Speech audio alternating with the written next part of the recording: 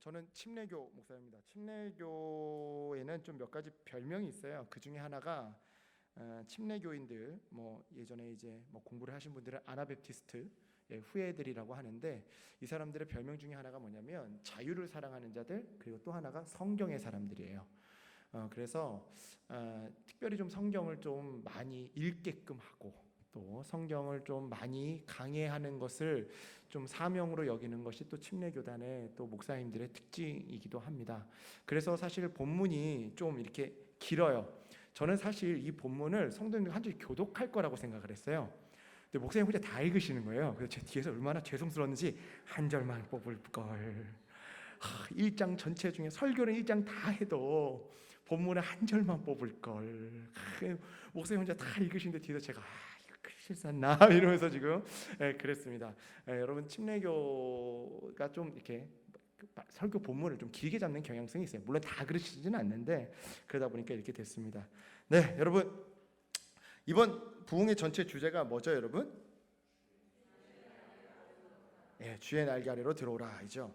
이 전체 주제 아래 우리는 아까 오전 시간 창세기 13장을 중심으로 하나님의 바라보게 하시는 곳, 그곳에 참된 행복이 있습니다 라는 제목으로 은혜를 나눴습니다. 제가 오전에도 말씀드렸지만 사실 그 창세기 13장 설교는 제 개인적인 간증이 담겨있는 그런 본문이고 그런 설교다 보니까 어느 곳에 제가 설교를 하러 가든 가장 처음으로 하는 설교가 무조건 그거예요. 왜냐하면 여러분들 저를 아셔야 되잖아요. 그죠? 저를 알아야 저 사람이 어떤 인생을 살아왔고 어떤 은혜를 받았고 어떠한 하나님과의 그 인격적인 체험을 가지고 이렇게 강단에 서서 하나님의 말씀을 전하는 것을 알아야 여러분도 더 신뢰하고 더 마음의 문을 열고 이제 말씀을 들으실 수 있기 때문에 제가 어느 곳을 가든 그 설교를 처음으로 합니다. 그리고 나서 이제 오늘 이제 룻기를 볼 건데요. 오전에 봤었던 하나님이 바라보게 하시는 곳, 그곳에 참된 행복이 있습니다. 자, 이것의 영적 의미는 무엇일까요? 바로 주님 날개 아래예요. 하나님이 바라보게 하시는 곳의 영적 의미는 바로 주님 날개 아래라고요. 주님의 날개 아래. 실제로 하나님은요, 우리에게 하나님의 날개 아래를 바라보게 하십니다. 물론 죄악된 우리 눈은요, 하나님의 날개 아래를 봐도요, 그 진가를 못 알아보고 고생할 것 같아 보인다고 외면하곤 하죠. 하지만 여러분, 사실은 그렇지 않습니다. 여러분, 내 눈에 그렇게 보이는 것뿐이지 실제로는요, 하나님이 바라보게 하시는 곳, 그곳이 바로 시원한 그늘 아래이자 쉴만한 물가인 거예요. 그렇다면 아까 오전 설교의 제목은 우리가 좀 이렇게 바꿔서 이해해도 좋을 것 같습니다. 그것은 바로 하나님의 날개 아래 그곳에 참된 행복이 있습니다. 그러니까 하나님 날개 아래로 들어오세요. 그렇습니다. 하나님의 날개 아래 참된 행복이 있어요. 그래서 우리는요, 주님의 그 날개 아래로 들어오라는 주님의 이 음성에 기울여 하는 것이고요, 그래야 비로소 행복할 수 있는 것이죠. 자, 이런 맥락에서 저에게 이제 주어진 4번의 설교 동안 이 주의 날개 아래로 들어오라라는 이 전체 주제 아래 이 룻기서를 한 권 떼려고 합니다. 전체를 살펴보려고 합니다. 원래 침례교 목사님들 이런 거 좋아해요. 그냥 부흥회 때 성경 한 권 정해서 그냥 이렇게 머리 할 때 고민하는 것이 아니라 그냥 성경 한 권 딱 정해서 이번 부흥회 때는 그냥 이거 성경 한 권 떼자, 이런 걸 좋아하는데 이번에는 이 룻기서를 떼려고 합니다. 여러분과 떼려고 하는데요, 한 번에 한 장씩 해서 대략 한 장씩 해서 4번 동안 이 룻기 전체를 살펴보려고 합니다. 먼저 이 시간에는요, 룻기 1장을 중심으로 은혜의 소식이 들려올 때 하나님을 선택하세요 라는 제목으로 은혜를 나누고자 하는데요, 특별히 여러분 본문을 좀 보기 전에 여러분, 하나님이 바라보게 하시는 곳 중에 특별한 2곳이 있어요. 하나님이 바라보게 하시는 곳 중에 특별한 곳, 물론 다른 곳들도 하나님이 바라보게 하시는 곳이지만 특별한 곳이 2군데 있다 이 말이에요.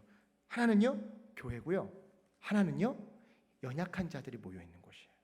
예를 들어 장애인들이 모여 있는 곳, 아니면 노숙자들이 모여 있는 곳, 이렇게 연약한 자들이 모여 있는 곳.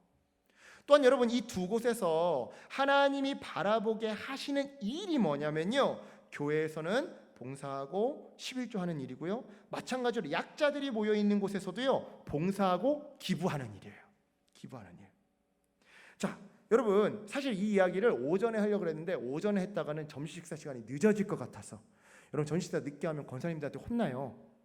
설거지할 시간 없어 죽겠는데, 그죠? 예, 저도 이제 어렸을 때 교회에서 자라가지고 얼마나 이 식사 준비하시는 권사님들 신기를 불편하게 해드리면 안 된다는 걸 알고 있기 때문에 제가 이 내용은 안 했어요. 그래서 지금 말씀드리려는 건데, 여러분 이야기가 나온 김에 좀 11조에 대해서 좀 잠깐 제가 좀 이야기하고 넘어가도록 할게요. 여러분 11조에 대해서 참 논란이 많고, 특히 우리 젊은 친구들 중에서는 이거 11조 왜 해야 되냐 막 이런 친구들도 있는데요. 제가 이 11조에도 좀 짧게 이야기해 보도록 하겠습니다. 여러분 구약을 보시면요 11조가 나와요. 신약에는 사실 11조에 대한 내용이 별로 나오지 않습니다. 구약을 보면 11조가 나와요. 그런데 구약을 한번 여러분 처음 창세기부터 천천히 잘 보세요. 이 11조는요 10계명, 즉 율법보다 앞서서 아브라함 때부터 있었어요. 즉 모세 시절보다 이전에 아브라함 때부터 있던 게 11조라는 것이죠.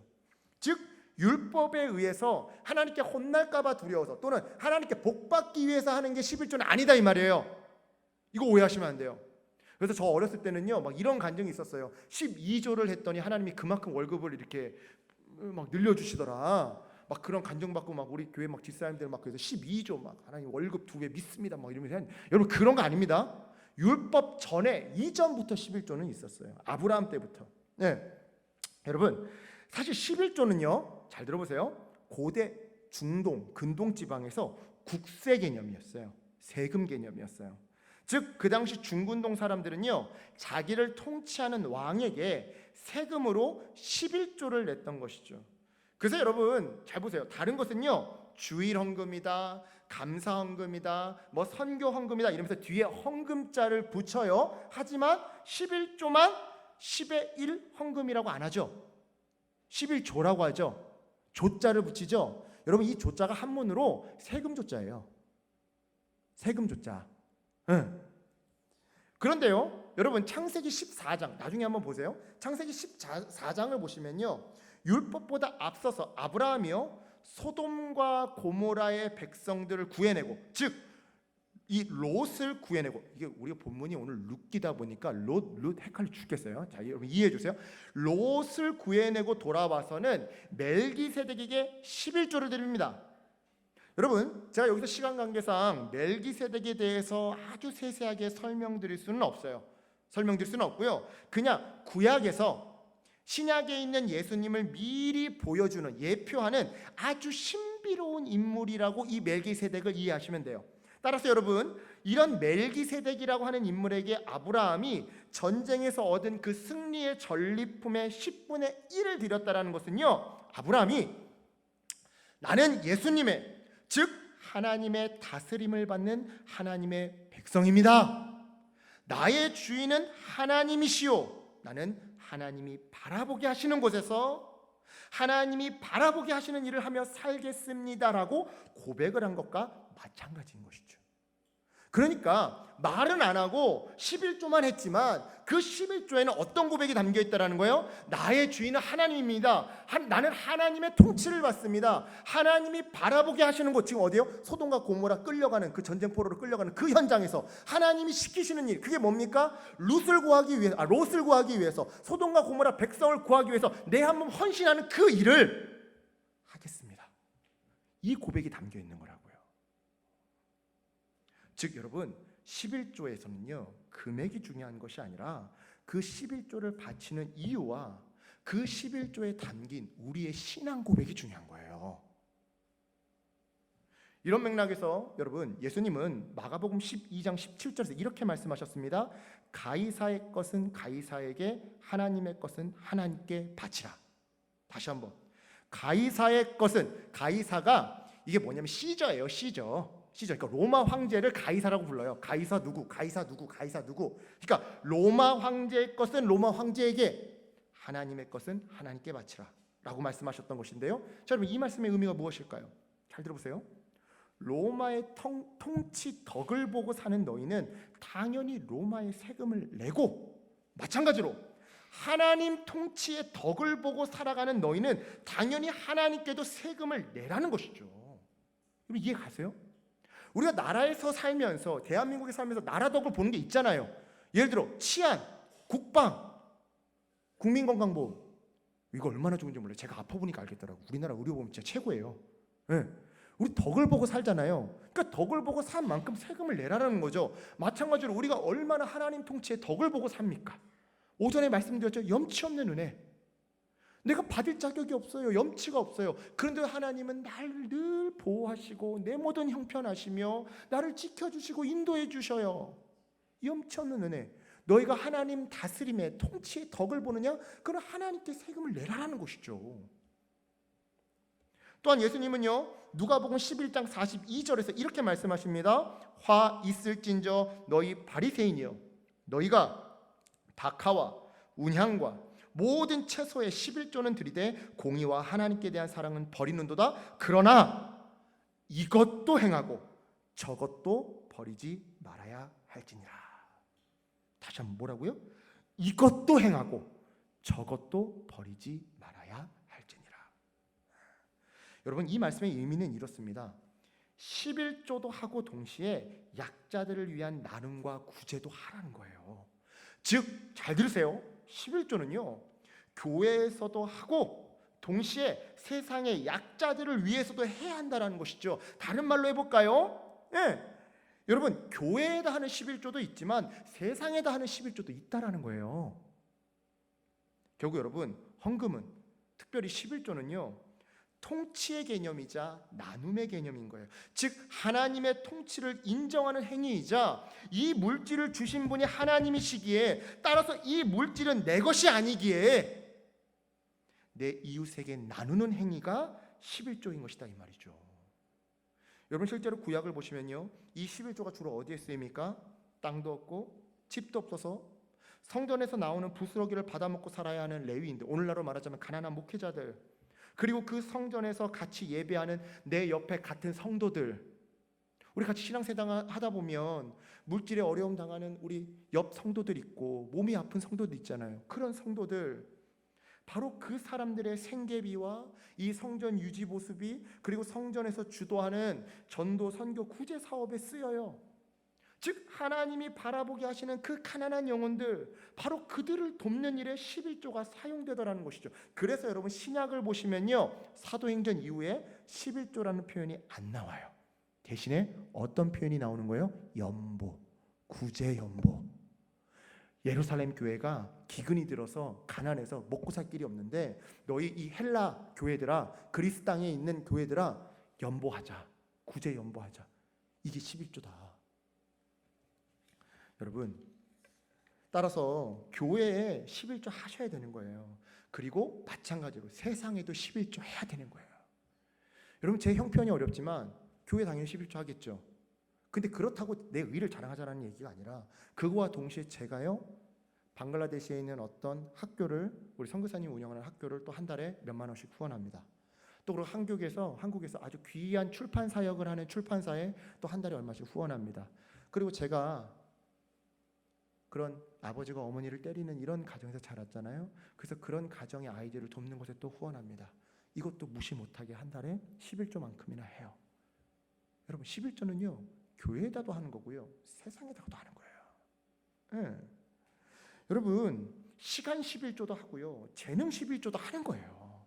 그렇게 교회 그리고 세상에 11조 하는 거라고요. 물론 그 11조를 교회가 용도에 맞게 쓰는지 안 쓰는지, 그 자선단체가 예를 들어 뭐 세이브 더 칠드런이다, 아니면 뭐 군 네이션이 뭔지 모르겠네. 아무튼 하여튼 네이버스, 그죠? 죄송합니다. 제가 수학과 출신이라 영어를 못해요. 영어 짧아요. 군 네이버스, 무슨 버스, 아무튼 그게 군 네이버스가 됐든 세이브 더 칠드런이 됐든 또 교회가 됐든, 그것을 용도에 맞게 쓰는지 안 쓰는지 의심할 수 있어요. 여러분, 의심하셔야 돼요. 그리고 제가 젊은 목회자로서 얘기합니다. 의심하셔야 돼요. 그래서 관리, 감찰, 감독해야 돼요. 하시되 11조는 멈추면 안 되는 거라고요. 여러분, 그게 하나님이 바라보게 하시는 일의 작은 실천이자 첫걸음이에요. 거기서부터 좁은 길이 시작되는 거고요, 거기서부터 하나님이 기뻐 받으시는 신앙이 시작되는 거라고요. 그렇습니다. 여러분, 하나님의 날개 아래 참된 행복이 있어요. 하나님이 시키시는 일, 그게 고생할 것 같아 보여도 그 일을 할 때 우리의 삶에 열매가 있어요. 그래서 우리는요, 주님의 날개 아래로 들어오라는 이 주님의 이 음성에 귀 기울여 하는 것이고요, 그래야 비로소 행복할 수 있는 것이죠. 이런 맥락에서 여러분, 이제 우리는 4번 동안 이렇게 좀 살펴보려고 합니다. 룻기서를. 그럼 오늘 본문을 좀 살펴보도록 할게요. 자, 먼저 우리 오늘 본문을 두 부분으로 나눠서 1장 1절부터 14절까지 살펴보고 먼저 그 다음에 15절부터 22절까지 살펴볼 건데요. 먼저 1장 1절부터 14절까지를 살펴보겠습니다. 자, 이 상반부에서 주님이 룻기서를 통해 주시는 메시지는요, 은혜의 소식이 들려올 때 내려놓고 돌아가세요 라는 메시지예요. 자, 정말 그러한지 우리 1절부터 14절을 좀 살펴보도록 하겠습니다. 이 룻기에 기록된 사건들은요, 사사기, 여러분 사사기 아시죠? 성경 사사 기드온 때 이 기드온이 사사로 일하던 시기에 일어났던 사건이에요. 자, 그 당시 베들레헴은요 기근에 시달리고 있었는데요, 본문 1절과 2절은요 흉년에 시달리던 베들레헴에 엘리멜렉이라고 하는 남자가 살고 있었대요. 그런데 베들레헴의 기근이 너무 심하니까 이 남자가 그의 아내 나오미와 두 아들 말론 그리고 기럐을 데리고 기근을 피해 요단강 건너편 모압 땅으로 이민을 갔던 것이죠.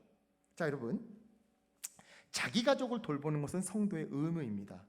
디도서 1장 6절을 보시면 아시겠지만 오히려 이 가족을 돌보는 이 의무를 잘 안 지키는 것은, 즉 가족에게 소홀한 것은 하나님에게 죄가 될 수도 있죠.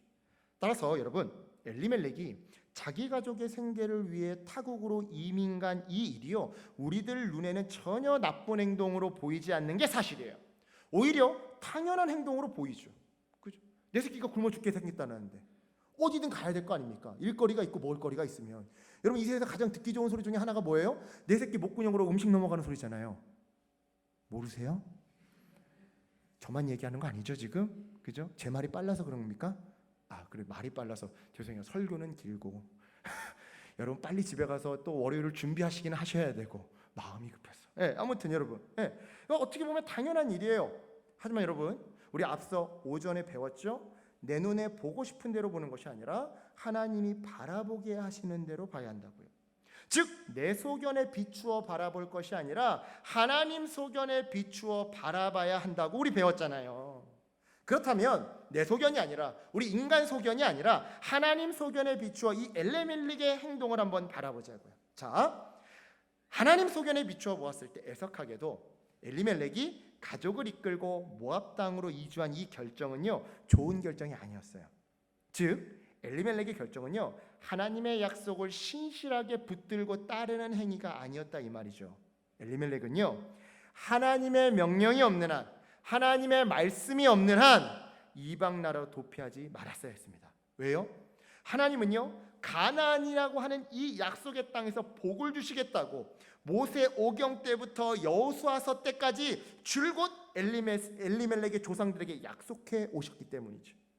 따라서 하나님의 이 약속을 신뢰하면서 그리고 붙들면서 엘리멜렉 그는요 지금의 이 고난 가운데 하나님의 때를 기다려야 했던 거예요. 하나님의 임계점, 하나님의 시간표를 기다려야 했던 것이죠. 하지만 그는요 그렇지 못했던 거예요. 그래서 그는 하나님이 주시는 말씀이 아닌 실제적인 필요에 따라, 자기 눈에 보이는 상황에 따라 모압 땅으로 이주를 결정한 거였어요. 다시 말해 눈에 보이는 성공을 쫓아간 것이다 이 말이죠. 근데 여러분 성경을 보세요. 성경을 보시면요 이처럼 하나님의 가라고 하는 말씀이 없는데도 생계를 위해 또는 성공을 쫓아 약속의 땅을 버리고 이사를 가는 이러한 선택들이요 꼭 나중에 가면 가족들을 위험에 빠뜨려요. 그 예로 우리 오전에 살펴보았던 아브라함을 여러분 한번 생각해 보세요. 창세기 12장 10절에서 아브라함은요 가나안 땅에 기근이 들자 애굽으로 도망가라는 하나님의 말씀이 없었는데도 불구하고요 자기 소견에 옳은 대로 애굽으로 도망가 버립니다. 그랬다가 결국 사례가 바로와 동침할 뻔한 그런 위기를 맞이하지 않습니까? 또한 여러분 롯을 보세요. 우리 오전에 살펴봤던 롯, 삼촌 아브라함과 갈라서야 하는 순간이 오자 하나님의 말씀이 있는 땅이 아닌 자기 눈에 성공이 보장되어 보이는 땅 소돔으로 가요. 결국 그의 가정 패가망신하잖아요. 이처럼 여러분 말씀이 없는데 필요에 따라 상황에 따라 그저 내 눈에 보이는 대로, 내 생각대로, 내 감정대로, 내 방식대로, 내 습관대로 내리는 결정은요 나중에 꼭 큰 문제를 일으켜요. 큰 문제를. 다시 말해 말씀을 쫓아 사는 것이 아니라 환경과 생계를 쫓아 살 때 우리는 더 큰 위기와 문제를 맞이하게 되더라 이 말이죠. 그렇다면 여러분, 반대로 환경과 생계를 쫓아 사는 것이 아니라 말씀을 쫓아 살 때 우리의 삶은 어떻게 되는 거예요? 더 큰 행복을 맞이하게 되는 거예요. 그게 바로 오늘 우리가 함께 나눴던 성경의 진리 아닙니까? 그렇죠? 여기서 잠시 제가 여러분 피곤하신 것 같아서 제 이야기를 하나 들려드릴게요. 원래 여러분 이런 개인의 이야기 간증이 더 재밌잖아요, 그죠? 여러분 눈 이제 번쩍 뜨시고. 2016년 8월, 9월에 저는 정말 어려운 상황 속에 있었습니다. 제 은사 목사님인 윤기영 목사님 밑에서 신대원 3년 그리고 졸업 이후에 또 전임으로 2년 이렇게 밑에서 사역을 하던 도중에 개척을 도와달라는 장모님의 권유로, 저희 장모님이 이 목사님이시거든요. 제가 오전에 말씀드렸죠. 저는 빈털털이에요. 저 진짜 사기 결혼했어요. 돈 400만 원 들고 결혼했다니까요.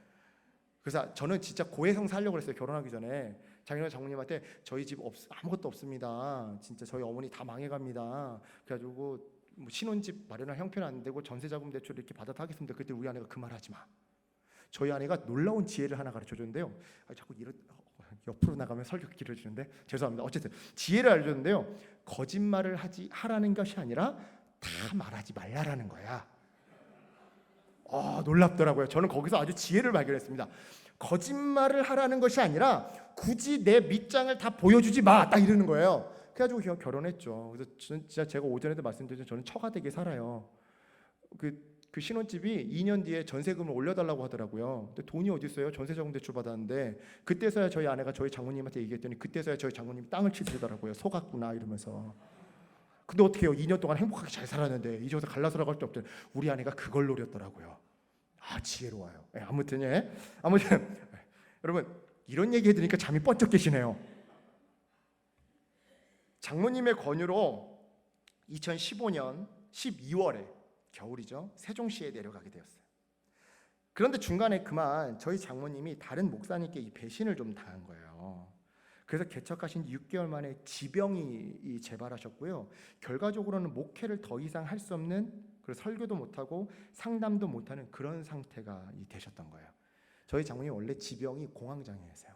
근데 그거를 예수를 믿고 병고침을 받고 치유를 받고 이제 목사가 되신 건데 큰 배신과 이 좀 사기 아닌 비슷한 것들을 좀 당하고 그게 다시 온 거예요. 그러니까 목회를 할 수가 없는 거예요. 강대상에 올라가면 성도님들은 안 보이지만 저는 여기서 보이는 거예요. 이 다리가 계속 부들부들 떨리고 있는 게. 그래서 가족들이 엄마 쉬세요. 어머님 쉬세요. 이렇게 했던 거죠.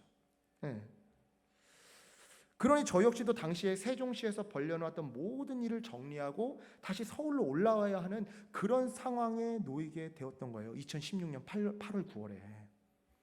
당시 저는요, 이 집에다가 수학 공부방을 차려놓고, 제가 수학과 출신이니까 그곳을 기반으로 주중 성경 공부와 주말 가정교회를 개척하려고 다 준비 중에 있었어요. 그래서 일단 공부방부터 오픈해 놓은 상황이었어요. 그리고서는 한 2년만 장모님 교회 교육부서를 좀 도와주고 난 후에 찬양팀이랑 이런 것 좀 디렉팅 좀 해드린 뒤에 2년 뒤에 이제 집에서 가정교회를 시작하려고 다 이제 준비하고 벌려놓고 있었죠. 근데 장모님이 그렇게 되셨으니 모든 게 다 스탑이 돼버린 거예요. 뭐 금전적인 손해도 손해였지만 무엇보다 새롭게 생계를 구하고 또한 사역지를 구해야 하는 상황에 놓이게 되었던 것이죠. 참 무섭고 두렵고 난감하더라고요. 나 이러다가 사역지 못 가면 어떻게 되지? 이러다가 우리 가족 길거리에 나 앉게 되면 어떻게 되지? 그렇게 근심 걱정하는 상황 속에서 새벽 예배를 하는데 기도 가운데 하나님이 말씀을 주셨어요. 출애굽기 14장 13절 말씀이었어요.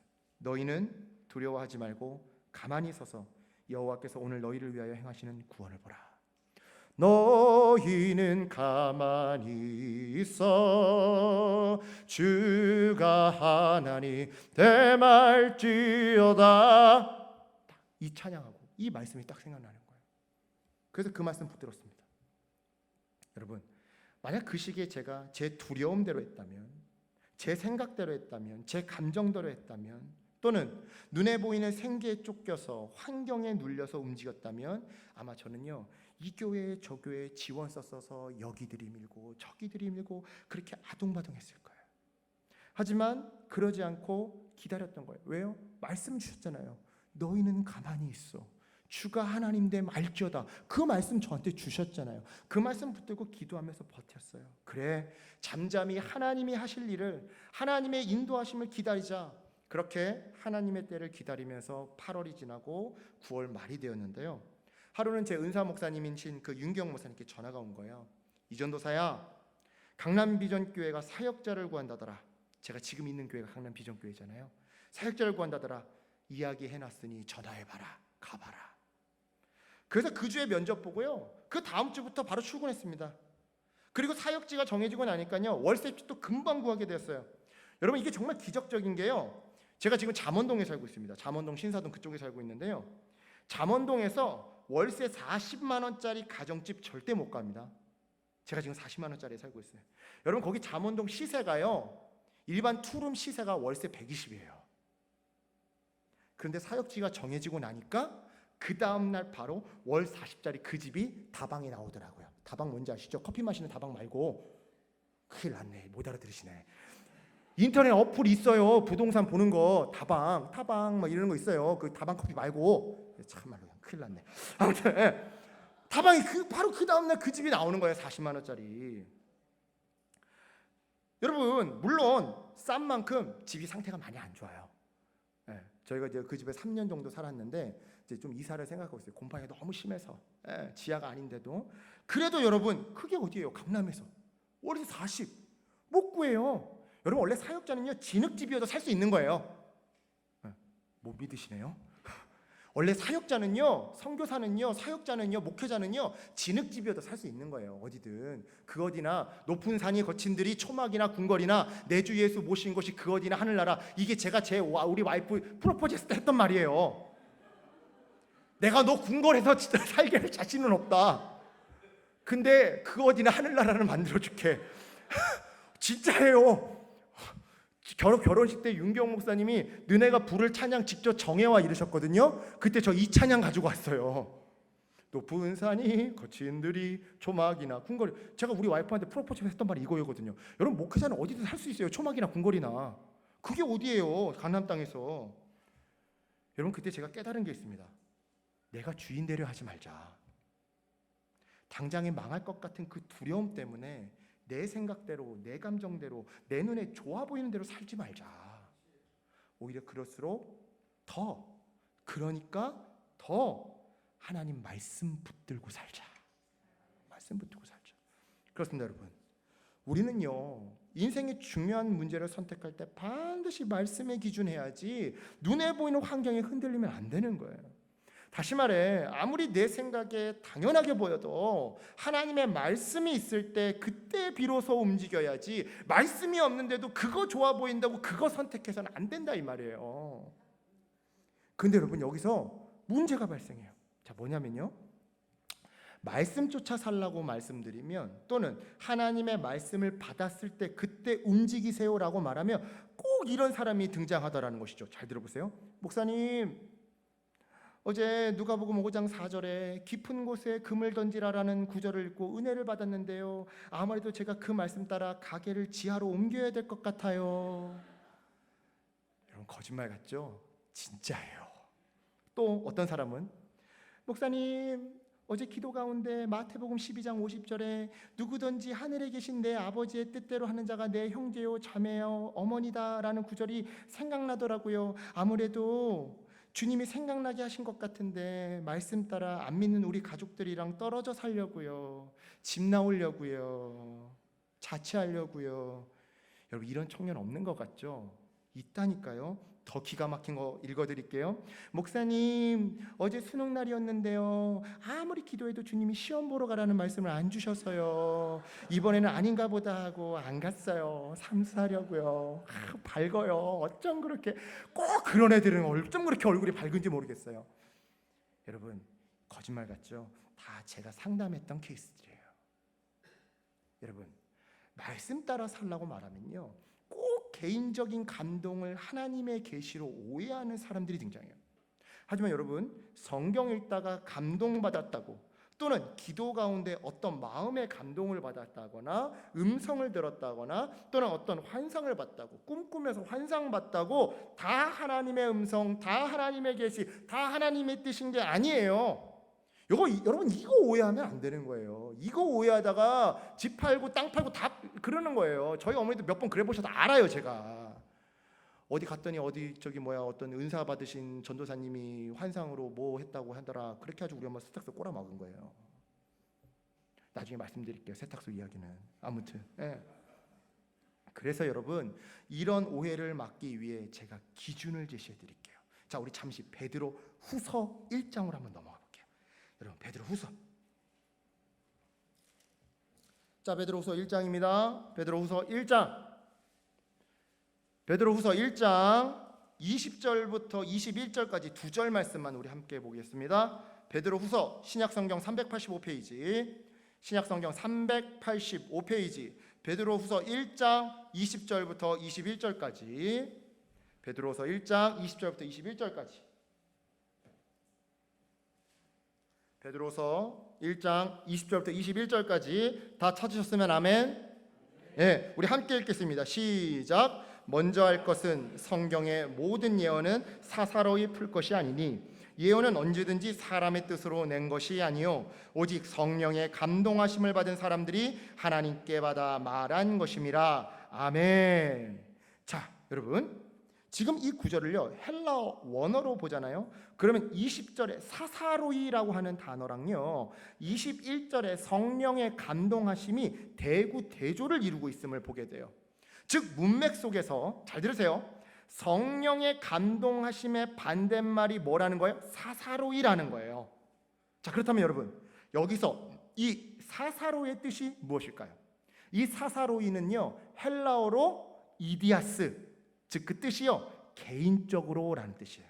그러니까 사사로이의 원래 뜻이 뭐라고요? 개인적으로. 그렇다면 생각해 보십시다. 자, 성령 감동의 반대말이 개인적으로라는 것이죠. 그렇다고 한다면 성령 감동의 의미는 뭐가 되는 거예요? 공동체적으로. 그렇습니다, 여러분. 내가 개인적으로 받은 하나님의 말씀이 정말 하나님의 말씀이 맞는지 아닌지를 평가하는 기준은요 신뢰할 수 있는 공동체의 사람들과 함께 의논하고 내리는 검증 작업에 달려 있는 거예요. 실제로 여러분 우리 사도행전 16장 한번 가겠습니다. 자, 사도행전 16장. 잠 깨는 데는 성경 찾아보는 게 제일이에요. 자, 사도행전 16장. 자, 우리 6절부터 10절. 신약성경 215페이지입니다. 사도행전 16장 6절부터, 사도행전 16장 6절부터 10절까지 말씀, 6절부터 10절까지 말씀, 사도행전 16장 6절부터 10절까지 말씀 찾으셨으면 아멘. 예, 함께 읽겠습니다. 6절부터 시작. 성령이 아시아에서 말씀을 전하지 못하게 하시거늘 그들이 부르기아와 갈라디아 땅으로 다녀가 무시아 앞에 이르러 비두니아로 가고자 했으되 예수의 영이 허락하지 아니하시는지라. 무시아를 지나 드로아로 내려갔는데 밤에 환상이 바울에게 보이니 마게도냐 사람 하나가 가서 그에게 청하여 이르되 마게도냐로 건너와서 우리를 도우라 하거늘 바울이 그 환상을 보았을 때 우리가 곧 마게도냐로 떠나기를 힘쓰니 이는 하나님이 저 사람들에게 복음을 전하라고 우리를 부르신 줄로 인정함이로라. 아멘. 네, 여러분 지금 여기서 환상은 누구만 봤어요? 다시, 환상은 누구만 봤어요? 바울 혼자만 봤어요. 그죠? 환상은 바울만 봤는데 지금 10절에서 뭐라고 얘기합니까? 우리가 그죠? 주어가 우리가예요. 10절 보시면 우리가 이것은 하나님이 우리를 부르신 줄로 인정했대요. 우리가 인정했대요. 즉 바울 개인적으로 받은 하나님의 말씀이, 환상은 바울 혼자 봤는데 이 말씀이 정말 하나님의 말씀인지 아니면 바울 혼자 착각한 건지 그 판단을 어떻게 내리더라는 거예요? 공동체 안에서 함께 나누고 함께 토론하고 함께 인정하면서 내리더라는 것이죠. 여러분 이게 중요한 거예요. 환상은 바울 혼자만 봤어요. 만약 오늘날 우리라면 나 환상 봤어 어젯밤에, 마게도냐로 가야 돼, 저기야 날 따라와, 우리 같으면 이랬을 거예요. 근데 지금 오늘 본문은 그러지 않았다라는 거잖아요. 우리가 함께 인정했다라는 거잖아요. 이런 맥락에서 여러분 말씀드립니다. 여러분이 개인적으로 받은 감동이 그저 개인의 착각인지 아니면 정말 하나님의 말씀인지를 구분하고 싶으면요, 제일 먼저 여러분의 담임 목사님과 상담하세요. 왜 아멘 안 하세요? 왜 아멘? 다시 여러분, 제일 먼저 여러분의 담임 목사님과 상담하세요. 네? 그리고 여러분의 구역 식구들이나 신앙의 멘토들과 나누세요. 무엇보다 여러분의 가족들과 함께 의논하세요. 즉 저기 위에서 애들이 더 크게 해요, 여러분보다. 참말로야. 여러분, 즉 공동체 안에서 함께 나누고 검증해 보시라 이 말이에요. 이게 바로 성령이 일하시는 방법이에요. 여러분, 성경은요, 영으로 쓰여졌으니까 영으로 풀어야 한다라는 말은요, 우리가 자주 듣곤 하죠. 이런 말, 이 말은요, 개인적으로 개인이 방언 기도하면서 풀거나 또는 무슨 예언의 은사나 무슨 신비한 은사로 풀어야 한다라는 말이 아니에요. 우리가 이 말을 듣고 너무 오해해요. 성경은 영으로 쓰여지니까 영으로 풀어야 된다. 그래가지고 무슨 직통 계시 받은 사람 무슨 뭐 기도인가요? 그래야 말씀이 풀어지는 줄 아는데 그게 아니라고요. 그게 아니에요. 공동체적으로 함께 토론하며 풀어야 한다는 뜻이에요. 여러분 명심하세요. 성령은요, 사사로이, 즉 개인적으로 역사하지 않으세요. 공동체적으로 역사하세요. 생각해 보세요. 일단 하나님부터가 삼위일체, 즉 성부, 성자, 성령이 공동체로 역사하신다 이 말이에요. 따라서 다시 말씀드립니다. 인생의 중요한 문제를 선택하실 때 반드시 말씀의 기준에서 선택하세요. 즉 말씀을 받고 나서 움직이시라고요. 그런데 이게 정말 하나님이 주신 말씀인지 아니면 단순히 내 착각인지 담임 목사님을 비롯한 신앙 공동체와 함께 토론하고 가족들과 함께 결정하세요. 그래야 하나님의 말씀대로 살 수 있는 거예요. 안 그러면 독단이 되는 거예요. 안 그러면 독선이 되는 거라고요. 이렇게 안 하면요, 아무리 하나님의 말씀을 받았다라고 자기는 말해도 결국 여전히 자기 눈에 자기 생각에 자기 감정에 옳은 대로 해석하고 또한 결정하고 사는 그런 인생밖에 안 되는 거예요. 무슨 말씀인지 아시겠죠? 한국교회 이런 폐해가 너무 많아요. 무슨 은사 받았다라고 하는 어떤 목사님 한 분이 마치 독단적으로 독선적으로 우리 공동체의 방향은 이겁니다. 이거 아니라고요. 공동체가 함께 하는 거예요. 함께. 네. 여러분, 그러니까 자꾸 뭐 어디서 말씀 받았다고 해가지고 어디 기도원 찾아가고 이러지 마세요. 기도원은 그냥 조용히 정말 금식 기도하러 가는 거예요. 내 힘을 빼러 가는 거예요. 절체정명의 위기 속에서 하나님 붙들려 가는 거지 무슨 신비풀이 하러 가는 게 기도원이 아니에요. 네. 그런 거는 교회에서 충분히 할 수 있어요. 각설하고요. 다시 말씀으로 돌아왔어요. 자, 이처럼 우리 룻기 다시 1장으로 갈게요. 자, 성경 다시 룻기 1장으로 갑니다. 다시 룻기 1장으로 갈게요. 자, 이처럼 하나님의 말씀이 없었는데도 생계를 위해 이주한 엘리멜렉의 가정이에요. 아니나 다를까 얼마 안 있어 더 큰 문제가 들이닥치는데요. 먼저는 엘리멜렉 자신이 죽었고요. 이어서 몇 년 후에 그의 두 아들마저 죽었어요. 그래서 그 결과 나오미에게 시집 온 두 여인, 즉 죽은 두 아들의 아내였던 룻과 오르바만 나오미 곁에 남게 되었죠. 근데 여러분, 이처럼 인생의 가장 절망적인 순간에 때마침 나오미는요, 하나님께서 유다 백성에게 양식을 공급하셨다라고 하는, 즉 고향 땅에 기근이 멈췄다라는 소식을 듣게 돼요. 바로 6절 말씀이죠. 그죠? 여러분, 이 소문은요, 하나님의 섭리였어요. 자, 약 10여 년의 세월 동안 이방 땅에서 움직이지 않고 웅크리고 있던 나오미를 하나님은 잊지 않으시사 그녀의 귀에 고향 소식이 들려지도록 하셨던 거다 이 말이에요. 맞잖아요. 여러분, 지금 이 고향 소식은요, 나오미가 듣고 싶어서 찾아 들었던 게 아니었어요. 즉 나오미가 수소문 끝에 들었던 이야기가 아니었다고요. 여러분 생각해 보세요. 소문을 듣고 싶어 듣는 사람이 어디 있습니까? 여러분, 그런 분들이에요? 여러분, 소문 듣고 싶어서 듣는 분들이에요? 그냥 시장 나가거나 어디 뭐 구역 모임 가면 그냥 알아서 내 귀에 들리는 게 소문 아닙니까? 맞잖아요. 네. 아니, 웃는 분은 뭐시고 안 웃는 분은 뭐세요? 안 웃는 분들은 일부러 소문을 캥해로 다니세요? 네. 여러분, 맞잖아요. 소문은요, 내가 듣지 않으려고 해도 내 귀에 들리니까 소문인 거예요. 이런 의미에서 나오미가 듣게 된 이 고향 땅에 기근이 멈췄다라고 하는 그 소식은요, 하나님께서 우연스럽게 나오미에게 들려지도록 하신 복음이었던 거예요. 복음. 즉 이방 땅에서 절망 속에 있는 그녀를 다시금 약속의 땅 가나안으로 불러내시기 위해, 다시금 하나님의 그 날개 아래로 들어오게 하시기 위해 하나님은 고향 소식이 그녀의 귀에 들려지도록 하셨던 것이다, 이 말이죠. 이처럼 하나님의 은혜로 고향 소식을 듣게 된 나오미는요, 두 며느리들에게 자기를 따라오지 말고 모압에서 모압 사람과 재혼할 것을 권유했는데요, 이거는요 시어머니로서, 당시대 이 배경으로 보자면 시어머니로서 자신의 권리를 포기하고 며느리들에게 베풀어준 최고의 배려였어요. 다시 말해, 얘야, 최대한 할머니 목소리 해야 되죠. 얘야, 내 일찍이 남편도 잃고 자식도 잃고 이제 내 생계 책임져 줄 사람 너희 두 며느리밖에 없으니 너희가 나를 잘 모시고 살거라 해도 되는데, 그런 권리를 가진 시어머니인데 자신의 그 권리를 내려놓고 며느리에게 베푼 최고의 배려였다, 이 말이죠. 하지만 며느리들은요, 시어머니의 이 권유에 반대했습니다.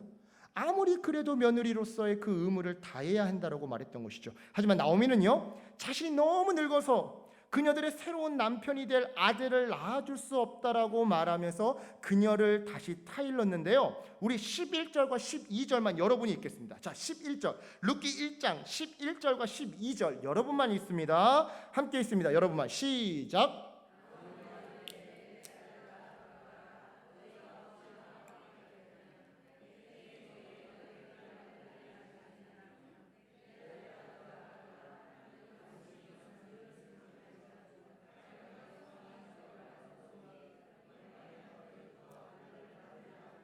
아멘. 예, 지금 이게 무슨 말이냐면요, 자 여러분, 고대 이스라엘에는요 어떤 남편이 자녀 없이 아내를 남겨놓고 죽잖아요. 그러면 그의 동생이 그 형수님을 임신시켜서 아이를 낳게 한 후에 그 아이를 형의 호적으로 집어넣어서 그 형의 가문을 잇게 하고 동시에 형의 땅을 물려받을 수 있도록 해야 했어요. 자, 제 설명 이해 가세요? 왜냐? 제가 아침에도 오전에도 말씀드렸죠. 고대 이스라엘에서 땅은요 오직 아들에게만 상속돼요. 즉 아들 없이 과부가 되면 땅 없이 살아야 한다, 이 말이에요. 그지 되는 거예요. 정말 빈손 되는 거예요. 빈손. 예. 그러니까 어떻게 하는 거예요? 굶어 죽지 않게 하려고 아들 없이 과부가 된 형수에게 동생이 대신 인신을 시켜주는 법이 존재했던 것이죠. 이게 여러분 구약에 나오는, 율법에 나오는 기업 무르는 법이에요. 실제로 구약 성경에 나와요. 기업 무르는 법 또는 계대 혼인법이라고 이 지방에서는, 이 지역에서는 불렀는데요. 자, 오늘 본문 이전에 창세기 38장을 보면요, 이 계대 혼인법의 모습이 너무나도 잘 그려지고 있습니다. 자, 우리 좀 시간이 걸려도 이 룻기를 이해하는 아주 중요한 본문이기 때문에 우리 창세기 38장 잠깐 가볼게요. 자, 창세기 38장입니다.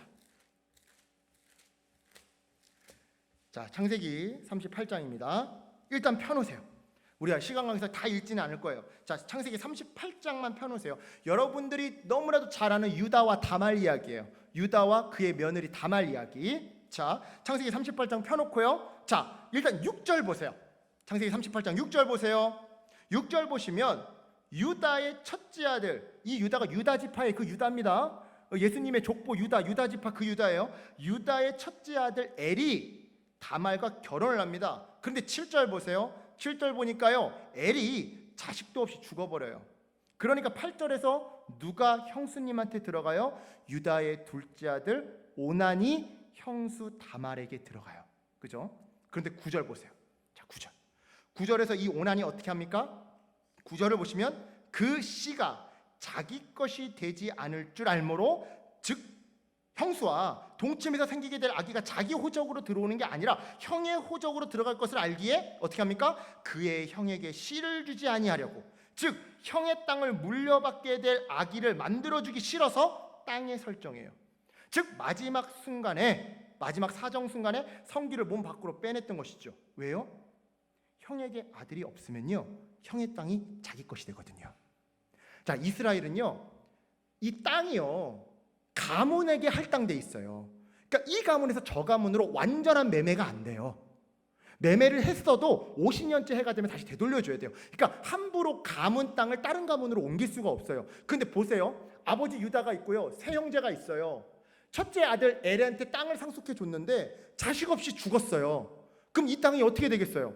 이 땅 그냥 남들이 사가면 안 되는 거잖아요. 이 문중 안에 있어야 되는 거잖아요. 그러니까 자식이 없으면 이 땅은 누구 거가 되는 거예요? 둘째 아들 거가 되는 거예요. 그러니까 야 보세요. 오난이 왜 땅에 설정한 거예요? 단순히 아기를 갖기 싫어서가 아니라 그 땅이 탐나는 거예요. 아기가 없으면 그 땅이 자기 것이 되고 자기가 그 갑절만큼이나 부자가 되는 거거든요.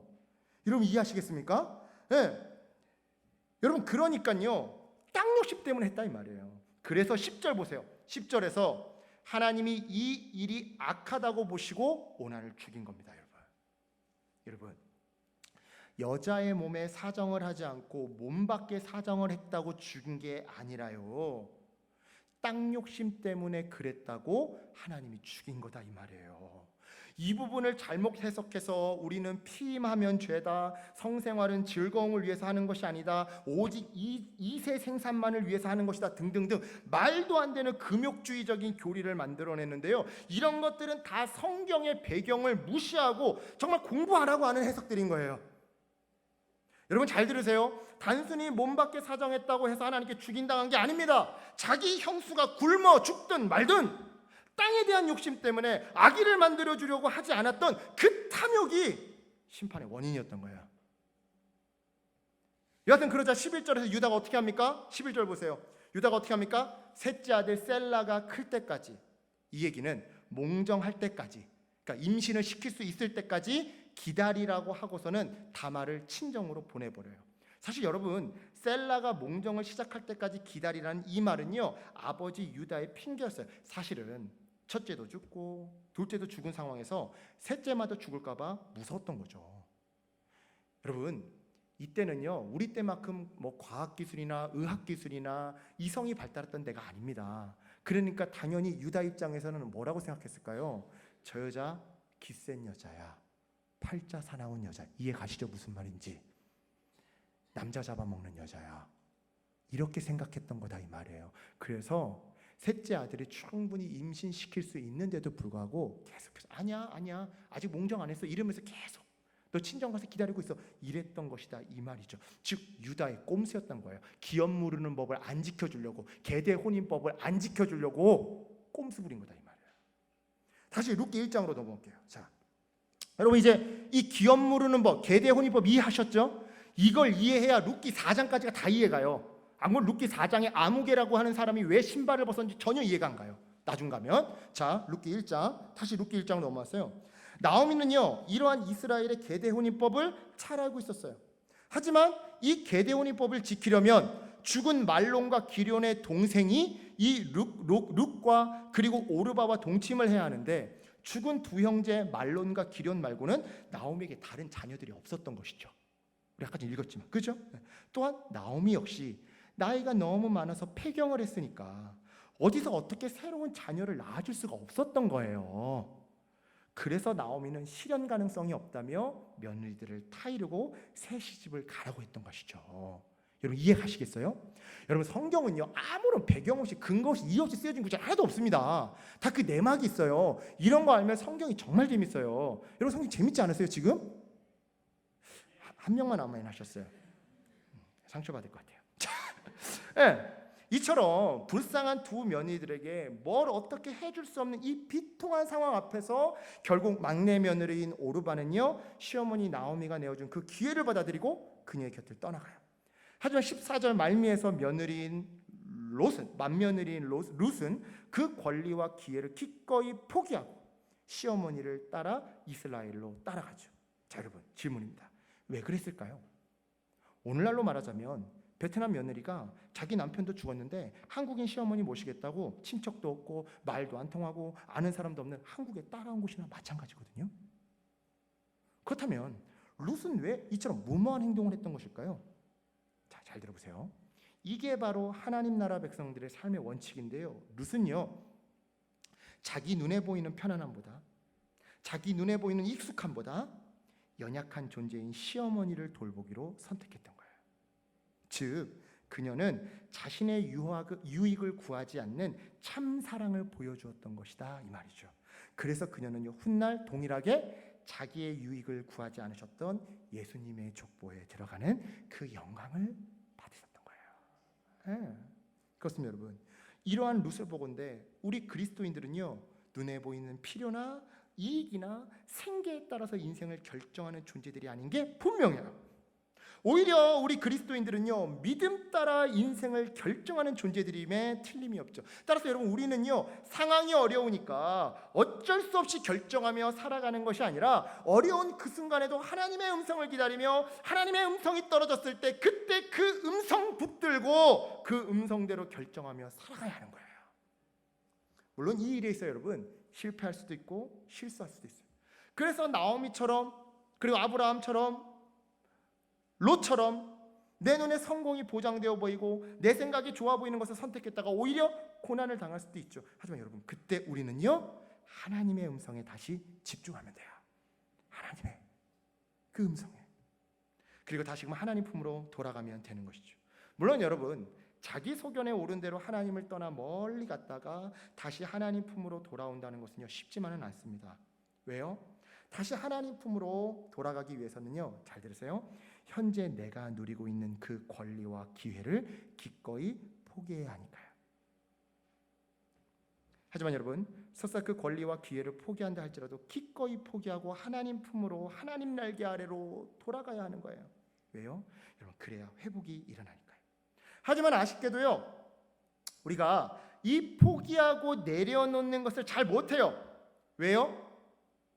이것마저 놔버리면 정말 내게 남아있는 것이 하나도 없을 것만 같아서요.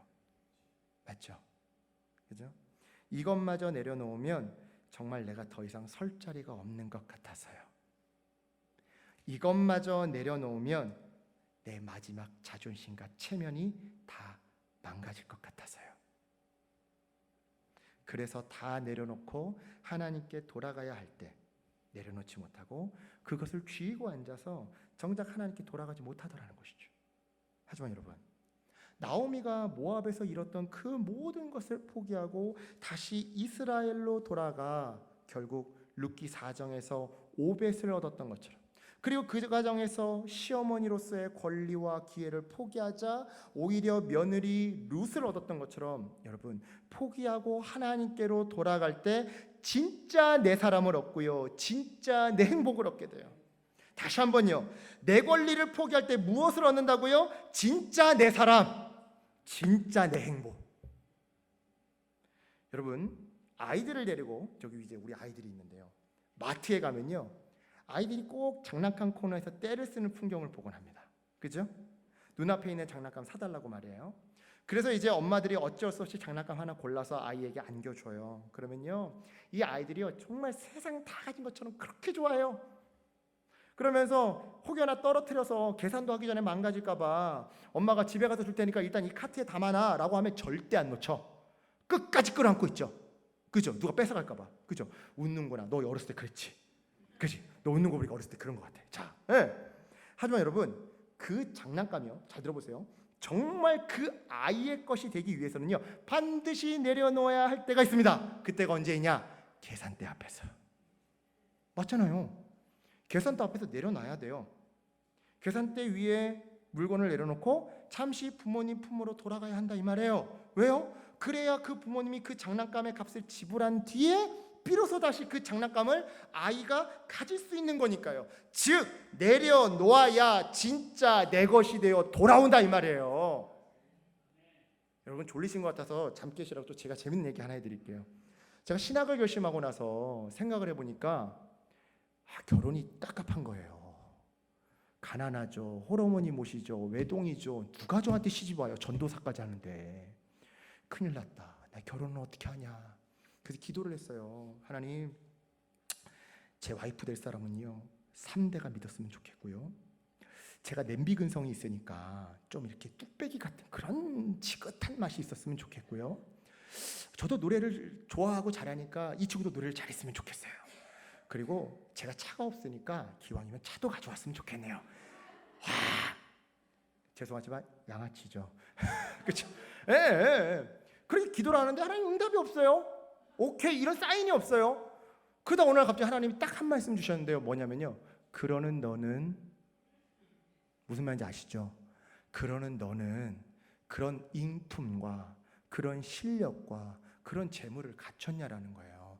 너는 안 갖춰놓고서는 네 옆에 오는 사람은 그러기를 바라는 그 못돼 먹은 심보, 그거 고쳐 먹으라는 거죠.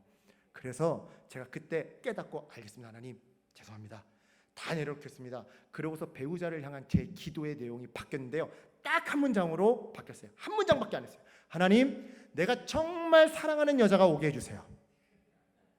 제가 정말 사랑하는 여자예요. 누가 뭐래도, 누가 뭐 어떻게 생겼네, 저쩌네, 성격이 어때, 다 필요 없어요. 제 눈에 제일 예뻐요, 우리 아내가. 네. 근데 놀라운 거는 3대가 믿는 집안의 여자였고요, 성악가 출신이에요. 노래 잘해요. 시집 올 때 스파크 경차 가지고 왔어요. 여러분, 그냥 여러분 웃으라고 하는 소리예요. 내려놨더니 진심으로, 그러니까 가짜로, 그거 받으려고 가짜로 연기로 내려놓은 게 아니라, 하나님 그거 다 아십니다. 이게 진짜 연기인지 진심인지. 연기가 아니라 진심으로 내려놓았더니 시간이 지나 그것이 내 것으로 오더라, 이 말이에요. 네.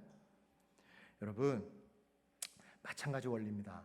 혹시 하나님의 말씀이 없는데 내 뜻대로 살다가 인생의 어려움을 맞이하셨습니까? 그렇다면 지금 쥐고 있는 거, 내려놓지 못하는 거, 그것부터 빨리 내려놓으세요. 그리고 주님 품으로 돌아가세요. 그래야 그것이 진짜 행복으로 변해서 내 품으로 다시 돌아오게 되는 거예요. 네. 특별히 자식에 대한 부분, 자녀에 대한 부분, 또 집에 대한 부분, 여러분 내려놓으세요. 자녀 문제 좀 내려놓으시고 집 문제도 좀 내려놓으세요. 그래야 그것이 나중에, 지금 말고 나중에 진짜 내 곳으로 되돌아오는 법이에요. 여러분 명심하세요. 환경에 따라 결정하지 마시고 믿음 따라 결정하는 거예요. 다른 말로 생존 따라 살아가는 것이 아니라, 생계 따라 살아가는 것이 아니라 말씀 따라 살아가는 거라고요. 그래야 진정한 행복을 얻습니다. 그래야 절망이 바뀌어 소망이 될 수 있는 거예요. 계속해서 우리 1장의 나머지 부분 15절부터 22절까지를 좀 살펴볼게요. 자, 이 부분에서 15절부터 22절까지에서 주님이 주시는 메시지는요, 지금이 끝이 아닙니다. 그러니 하나님을 선택하세요. 다시 한번 뭐라고요? 지금이 끝이 아닙니다. 그러니 하나님을 선택하세요 라는 메시지를 던져주세요. 자, 본문을 보시기 전에 잠시 쉬어가는 의미로 질문 하나 여러분 해볼게요. 여러분 여가 시간을 주로 어떻게 보내세요? 혹시 여기 문미진 집사님 계십니까? 네. 어디 도망가셨는데 저 위에 계셨는데. 네. 그럼 우리 이상희 선생님, 예, 여가 시간에 주로 뭐 하세요? 책 보시. 제가 집사님 얼굴을 이렇게 보니까요, 여가 시간에 성경밖에 안 보실 것 같은데, 막 음악도 찬양밖에 안 듣고, 그죠? 되게 부담되시죠? 제가 이렇게 말씀드리니까. 그래야 될 것 같고. 그죠? 예, 제가 장난친 거고요. 저는 개인적으로요, 영화를 좋아하는 편입니다. 그래서 여가가 생기면 주로 극장을 가는 편인데요, 영화를 보다 보면 가끔씩 화들짝 놀랄 때가 있어요. 언제냐면요, 주인공이 너무 일찍 죽어버릴 때. 아직 영화가 끝나려면 한참 남았는데 주인공이 너무 빨리 죽어버리는 거예요. 여러분도 그러시죠? 아직 영화 끝나려면 멀었는데 주인공이 중간에 죽어버리면 정말 그때만큼 당황스러울 때도 없는 거잖아요. 하지만 여러분, 같은 영화를 집에서 재방송으로 또 보게 되잖아요. 그러면요, 주인공이 너무 일찍 죽어도 전혀 놀라거나 당황하지 않습니다.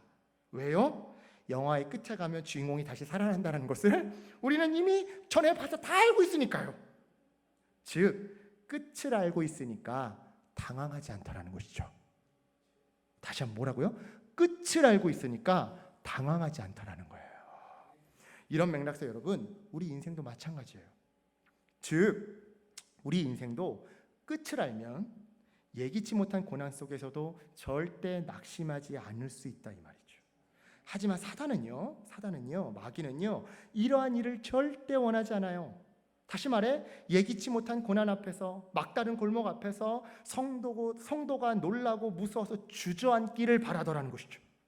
그래서 이 마귀는요, 우리로 하여금 우리 인생의 끝에 대해서, 즉 미래의 회복과 죽음 이후 천국에 대해서 관심을 꺼버리도록 만드는데요, 그리고는 마치 오늘이 끝인 것처럼, 오늘이 전부인 것처럼 오늘의 문제만 얽매여서 살도록 만들어버려요. 또한 죽음 이후 천국이고 지옥이고 최종 심판이고 뭐고 다 신경 쓰지 말고 적당히 오늘 세상과 타협하라고 우리를 유혹하더라는 것이죠. 하지만 여러분, 다시 말씀드리지만요, 영화의 끝을 안다면 중간에 주인공이 죽어도 당황하지 않거나 좌절하지 않듯이 우리 인생도요, 끝을 안다면 중간에 고난을 만나도 절대 당황하거나 절대 좌절할 일이 없는 거예요. 무엇보다 끝을 알기에, 즉 성도의 끝은 재앙이 아니라 평안이요.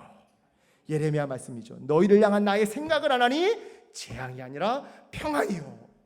성도의 끝은 재앙이 아니라 평안이라는 것을 알기에, 또한 끝에는 하나님의 회복이 있고 천국이 있음을 알기에 세상과 타협하라는 그 유혹을 담대하게 끊어낼 수 있는 것이죠. 제가 예를 두 가지 들어볼게요. 자, 첫 번째 예는요, 제가 질문으로 한번 예를 들어볼게요. 여러분, 여행이 즐거운 이유가 무엇입니까? 여러분 졸릴까봐 내가 이거 급조해낸 거예요. 지금 원래 원고에 없는 예인데, 자, 여행이 즐거운 이유가 뭡니까? 목사님, 일상이 소중하기 때문에 여행이 소중하다. 예, 출제자의 의도에서 벗어났습니다. 예, 원래 여러분 출제자의 의도에, 그죠? 예. 자, 여행이 즐거운 이유가 뭘까요? 그것도 맞아요. 맞는데 여러 가지가 있어요. 여행이 뭐 즐거운 이유가 뭐 한두 가지겠습니까? 여러 가지가 있는데 제가 지금 여기서 드리고자 하는 질문의 답은 아니에요. 자, 여행이 즐거운 이유는 뭘까요? 벗어날 수 있어서, 또 정답! 돌아올 집이 있어서 즐거운 거예요. 돌아올 집이 없으면 그건 여행이 아니라 노숙이에요. 아, 맞잖아요. 생각을 해보세요.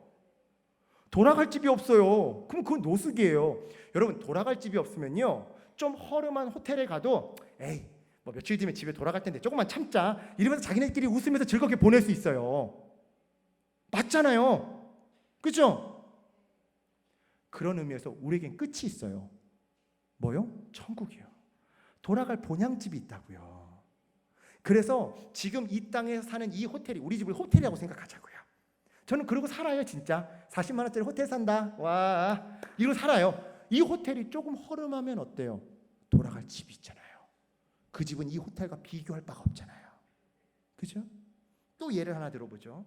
자, 변사또의 권세 밑에서 춘향이, 변사또의 권세 밑에서 고난받고 있는 춘향이가 어떻게 해서 이몽룡의 편지를 받아보았다고 해봅시다. 자, 그 편지에는요 이렇게 적혀 있었어요. 아야 춘향아, 나 시방 장원급제 했어야. 암행어사 대부렀다. 야, 조만간에 내가 싸게 갈 테니까 조금만 참어야. 내가 가서 그 변사똥과 뭔가 그 머시갱이 아주 다리 뭉댕이를 분질러 버리란게. 여러분, 실제로 여러분 이렇게 썼을 거예요. 남원이잖아요, 남원. 아, 맞잖아요, 남원이잖아요. 전라도에 지금 제가 웃기려고 한 게 아니라 실제로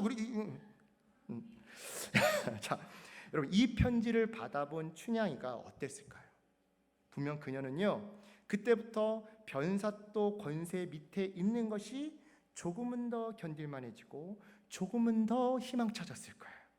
무엇보다 변사또의 유혹에 절대로 타협하지 않고 또한 절대로 넘어가지도 않았겠죠.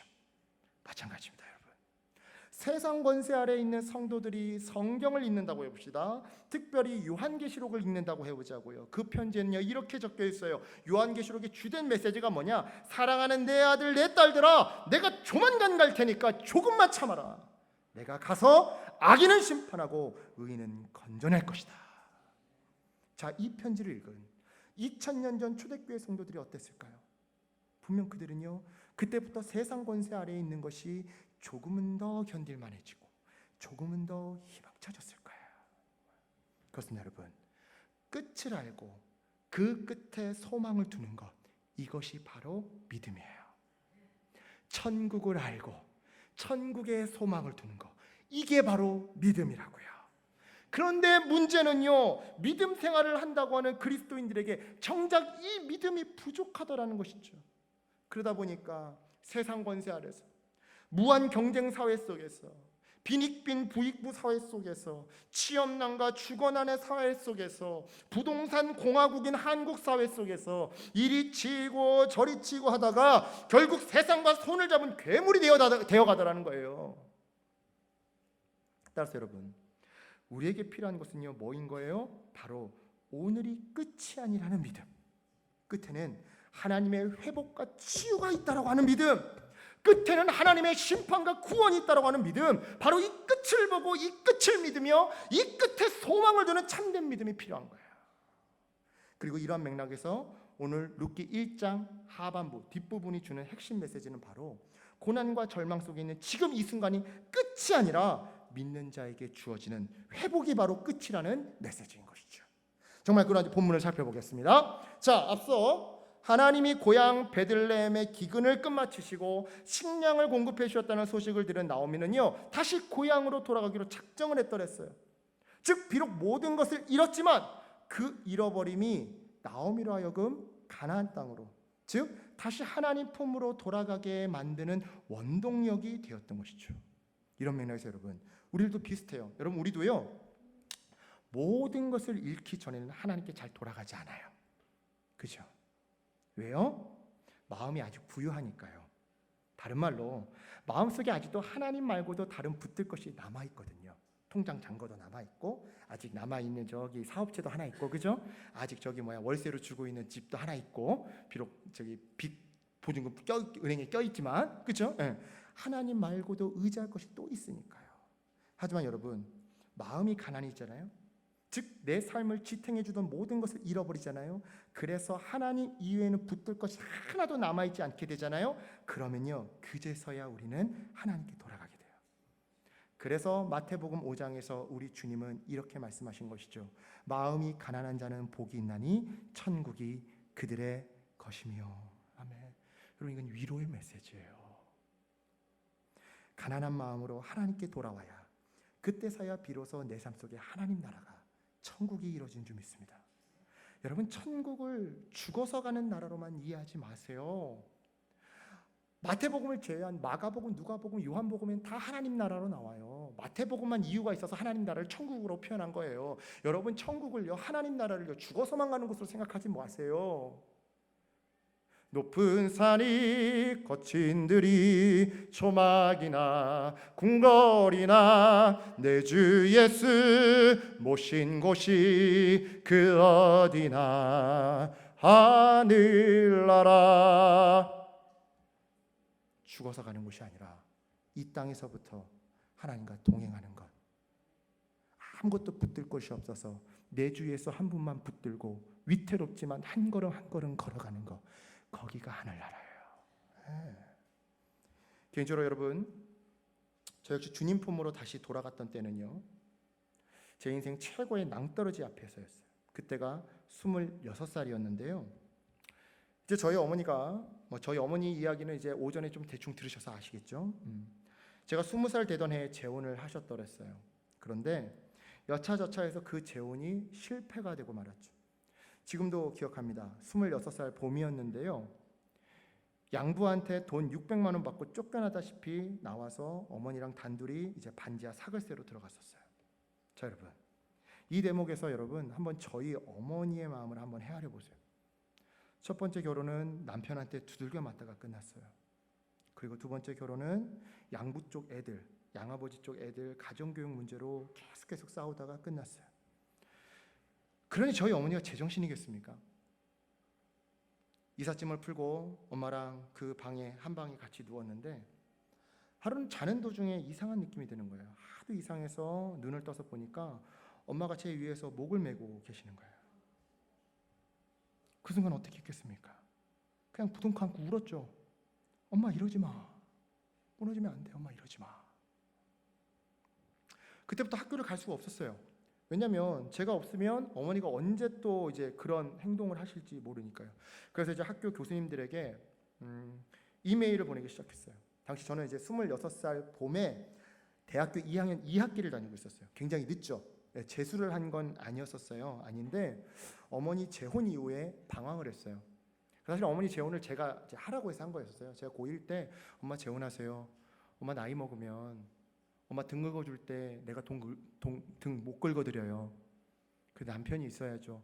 엄마 남편 사랑 못 받고 살았는데 남편 사랑 받고 살아야죠. 재혼하세요. 그래서 어머니가 그 말에 용기를 얻고 이제 제가 대학교 가면서 본격적으로 재혼 생활을 했는데 막상 어머니가 재혼하고 딱 나가서 그 집에 저 혼자 있는데 마음이 되게 허전한 거예요. 뭐라고 설명을 못 하겠어요. 그래서 재수를 한 게 아닌데 그때부터 굉장히 방황을 많이 했어요. 그리고 또 이제 형편이 어려우니까 한 학기 다니고 또 한 학기 아르바이트하고 막 이렇게 하면서 학업이 계속 늦어졌던 것이죠. 그런 상황에서 엄마가 저러고 있으니 학교를 도저히 갈 수가 없는 거예요. 그래서 교수님들에게 이제 이메일로 교수님 사정이 이래저래 저래해서 학교를 나갈 수가 없습니다. 저 졸업만 하면 되니까 F만 주지 말고 어떻게 D라도 좀 주세요. 부탁드립니다 하고 편지를 보냈어요. 물론 그 중에는 오케이 해주신 교수님도 있었지만 대다수의 교수님이 No, F. 집은 바퀴벌레 천국이죠. 엄마는 틈만 나면 죽으려고 하죠. 학교 졸업은 계속 늦어지죠. 돈은 없죠. 그날요 정말 제 마음의 파산 상태를 맞이했습니다. 그 전까지는 제가 낮에도 간증했지만 나로 인해서 엄마 눈에 눈물 나게 하면 안 된다. 그래서 그 이후로 초등학교 5학년 때 이후로 엄마 앞에서 울어본 적이 없어요. 그날 울었어요. 그날 허물어져서 울었어요. 감당할 수가 없더라고요. 저도 그날 제 심령이 가난하다 못해 파산하고 말았던 거예요. 그런데 그때 심령이 가난할 때 생각난 게 바로 새벽 기도였어요. 참 이상하죠?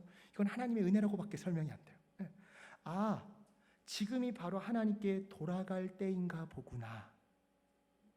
그래서 새벽 예배 나가서 기도하고 성경 보다가 제가 오전에 말씀드렸던 그 창세기 13장 13절을 읽고 사역자를 결심했던 거예요. 그런데요 그렇게 새벽 기도를 하면서부터 아주 천천히지만 제 삶이 아주 천천히지만 천천히 회복되어 가고요. 제 삶에 세상이 이해할 수 없는 천국이 임하는 거예요. 분명 바퀴벌레 우글거리는 그 집은 여전한데, 가난한 건 여전한데, 여전히 아르바이트 몇 개씩 해야 되는데 내 마음에 기쁨이 있고 내 마음에 희망이 있고 내 마음에 막 자신감이 넘쳐나는 거예요. 그래서 졸업도 하고요, 신대원도 갔고요, 결혼도 했고요, 사역자도 됐고요, 설교도 하고요, 현재는 이렇게 천국 맛보며 살고 있습니다. 여러분, 이걸 통해 제가 깨달은 것은요, 잃어버림이, 깨져버림이, 부셔져 버림이 오히려 축복이더라는 거예요. 그래서 레리 크래비 쓴 책 중에 이런 책이 있습니다. 깨져버린 꿈의 축복. 내 꿈이 깨져버렸는데, 그래서 제2 플랜 2로 살았는데 오히려 돌이켜보니 그게 내 인생의 축복이었더라. 왜요? 여러분, 내가 의지하는 것들을 잃어버려야, 내 꿈이 깨져버려야 비로소 주님이 보이고 주님을 의지하고 결국 천국을 맛보게 되는 거니까요. 이런 의미에서 말씀드립니다. 여러분, 가난한 마음이 축복이에요. 심령이 가난한 자는 복이 있나니, 심령이 가난한 자는 복이 있나니, 심령이 가난한 자는 복이 있나니. 여러분, 이 말씀이 저는 젊어서 정말 이해가 안 됐어요. 왜 복이 있어? 심령이 가난한 게 왜 복이야? 이제는 알겠어요. 이 말이 어떤 위로인지. 여러분, 심령이 가난한 게 축복이에요. 그래야 하나님 날개 아래로 들어오거든요.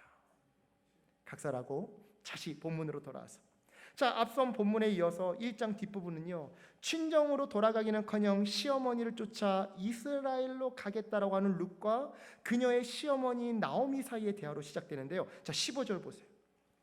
15절에서 나오미는요, 막내 며느리인 오르바처럼 맏며느리인 룻도 어서 자기의 친정집으로 돌아가라고 그녀를 설득했더랬어요. 그런데 여러분, 지금 여기서 한 가지 주목할 만한 표현이 등장합니다. 자, 여러분 15절 보세요. 15절에 모압의 신들에게 돌아가라 라는 표현 보이세요?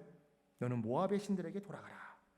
여러분, 이 나오미의 말이 굉장히 좀 독특한 표현이에요. 자, 묻겠습니다. 나오미는 그냥 야, 모압 땅으로 돌아가라 라고 하면 될 것을 왜 모압의 신들에게 돌아가라 라고 말했던 걸까요? 자, 그 이유는 이렇습니다. 지금 이 룻기의 배경이 되고 있는 고대 중근동 지역에는요, 각 지역마다, 각 민족마다 자신들이 섬기는 신이 각각 다 따로따로 정해져 있었어요. 즉, 다른 지역, 다른 민족들 틈으로 이민을 가면 어쩔 수 없이 그 지역의 신을 숭배해야지만 목숨을 연명하고 생계 활동을 할 수 있는 그런 사회 문화 구조를 가지고 있었다 이 말이죠. 이런 사회 구조의 대표적인 예가 바로 소크라테스의 죽음이에요. 여러분, 소크라테스가 왜 죽었는지 알아요? 물론 여러 가지 이유가 있었지만 이 명시적인 이 서류에 쓰여져 있는 죄의 목은 뭐였는지 아세요? 무신론자여서. 즉 아테네에서 아테네 사람들이 믿는 신을 하나도 안 믿는다는 이유로, 명목상의 그 이유로 소크라테스가 죽었어요. 그러니까 다시 말씀드립니다. 고대 중근동 사회에서는요, 자기가 태어날 때부터 자기가 태어난 곳에 따라, 민족에 따라 신이 정해져 있어요. 그 신을 믿어야지만 먹고 살 수 있어요. 안 그러면 사회 활동을 못 해요. 취업도 못 하고 아무것도 못 해요. 예. 여러분, 이처럼요, 고대 중근동 지역은요, 이런 무지막지한 사회였어요. 따라서 룻이 나오미를 쫓아 이스라엘로 가겠다고 하는 것은요, 자기가 어려서부터 섬겨왔던 모압의 신을 떠나 이스라엘의 신을 섬기겠다라고 하는 뜻과 동일한 말이었던 것이죠. 그래서 나오미는요, 그냥 모압으로 돌아가라라고 말하면 될 것을 모압의 신들에게 돌아가라라고 말했던 거예요. 자, 그러자 룻은 이렇게 대답했는데 16절 보겠습니다. 자, 16절 여러분만 한번 읽어볼까요? 자, 16절 여러분만 있습니다. 시작.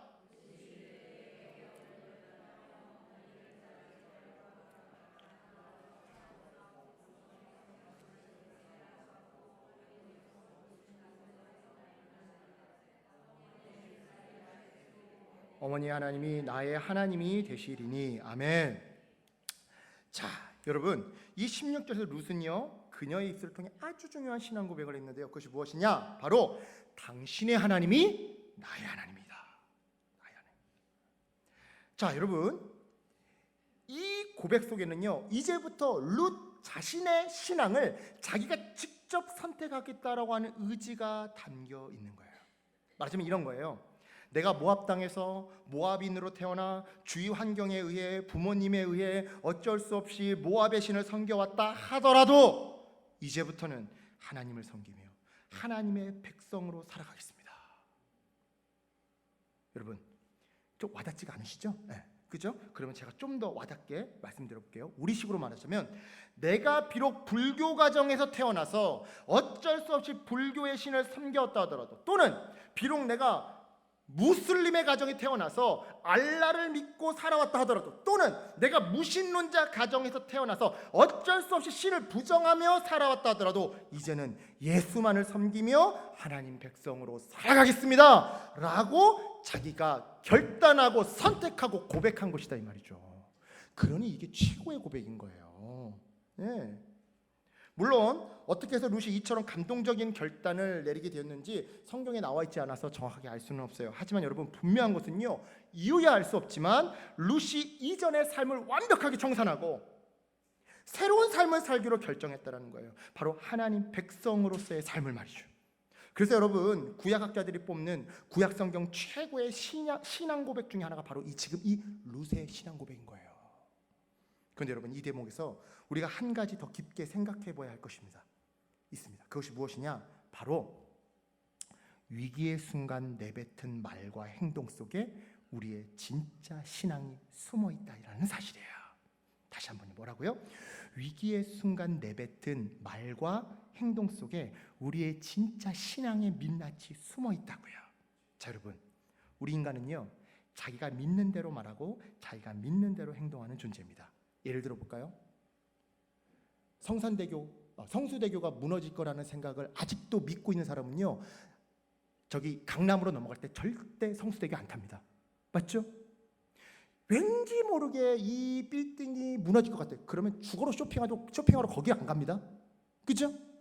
왠지 저 사람이 바람 피는 것 같아요. 그러면 남들이 아니라고 해도 자기는 찰떡같이 믿습니다. 그죠? 여러분, 사람은요, 자기가 믿는 대로 살아요. 그러니까 여러분, 무신론자들도 결국 믿음이에요. 없다라고 믿는 거예요. 자기 믿는 대로 산다고요. 우리는요, 믿음대로 살아요. 물론 우리는요, 평상시에 하는 우리의 말과 행동을요, 적당히 신앙 있는 척 속일 수 있어요. 그리고 이러한 속임수를 가리켜 우리는 외식한다라고 성경에서 말하죠. 하지만 여러분, 결코 외식할 수 없는 순간이 있는데요, 그 순간이 언제냐? 바로 절체절명 위기의 순간이에요. 자, 대표적인 예가 베드로예요. 성경에서 평상시 베드로는요 어떻게 말하며 행동했습니까? 다른 사람들이 다 예수님을 버려도 자기만은 예수님을 버리지 않겠다고 말하며 또한 그렇게 행동했더랬어요. 하지만 절체절명 위기의 순간이 오자 그는 어떻게 합니까? 예수님을 3번이나 부인하고 말아요. 즉 위기의 순간 베드로는요 자기 신앙의 진짜 미천을 꺼내 보여줬던 거예요. 이천 여러분, 벼랑 끝에 서 있을 때 그때 비로소 그 사람의 진짜 신앙이 나타나는 법이에요. 다시 말해 절망적인 위기의 순간, 그리고 진짜 중요한 선택의 순간, 그때 그 순간에 그 사람의 말과 행동을 자세히 관찰하잖아요. 그러면 그 사람의 진짜 신앙을 엿볼 수 있다 이 말이죠. 이런 맥락에서 오늘 본문 속 룻에게 있어 지금 이 상황은요 절망적인 위기의 순간이었어요. 또한 동시에 그녀에게 있어 정말 중요한 선택의 기로이기도 했죠. 그런데 그때 그녀가 내뱉은 신앙 고백이 뭐였던 거예요? 어머니의 하나님이 나의 하나님입니다. 네. 그러니 여러분 이 고백을 들으시는 하나님이 얼마나 기뻐하셨겠어요. 그렇습니다. 여러분 절체절명의 순간에 우리의 진짜 믿음이 드러나요.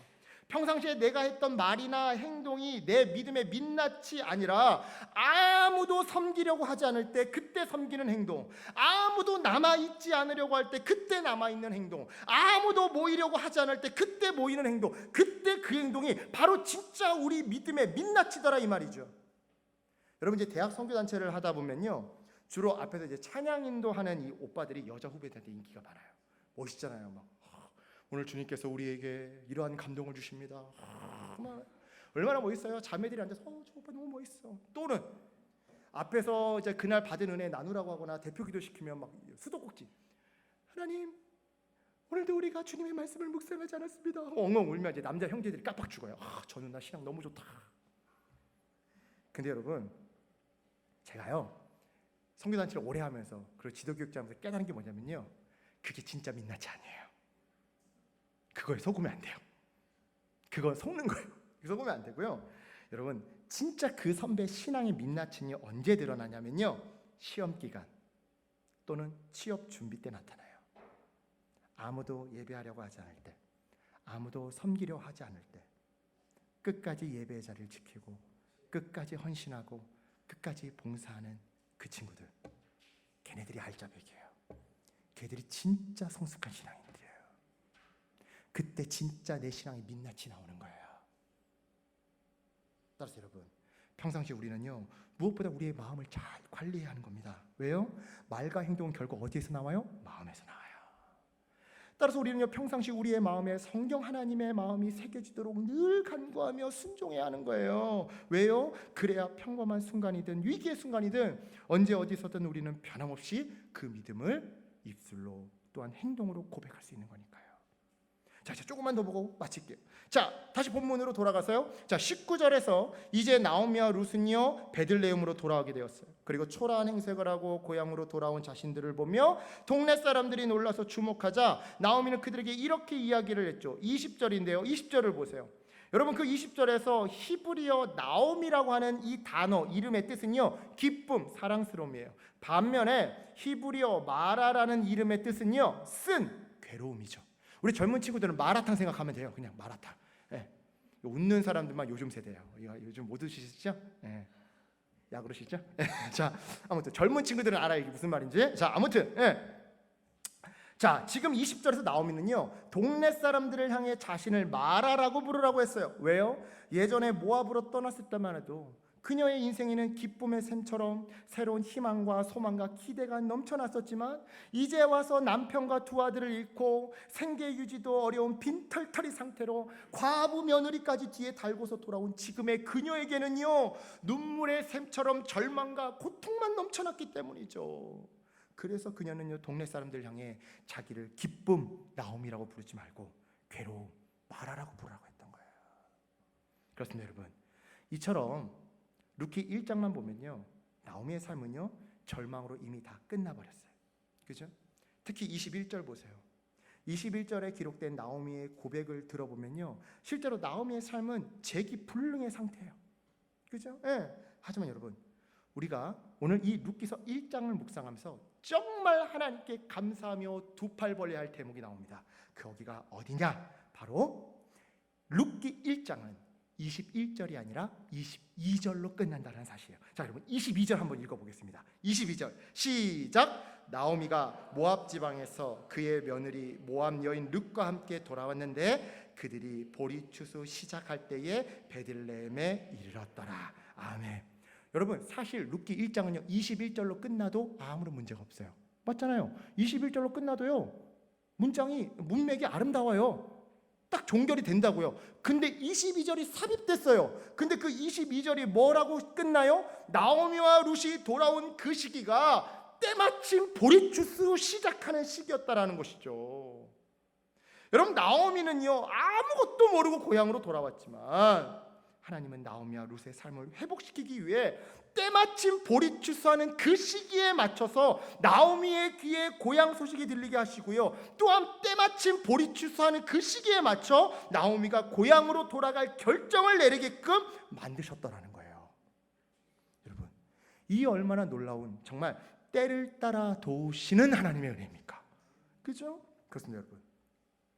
오늘 이 21절의 고백처럼 아무런 소망 없이 그저 쓰디쓴 눈물만 흘리고 있는 분이 혹 우리 가운데도 계실지 몰라요.